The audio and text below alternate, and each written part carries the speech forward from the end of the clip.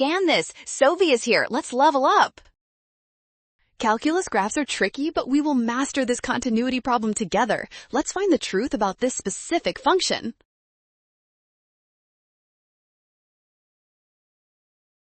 First, we need to examine the behavior of the function h as we approach the value x equals 2 from both sides. This is the key to identifying any discontinuity.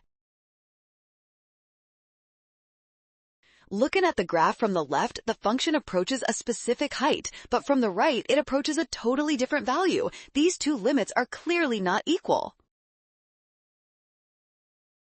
Because the left and right limits are different finite values, a gap exists. This confirms the function has a jump discontinuity at this point.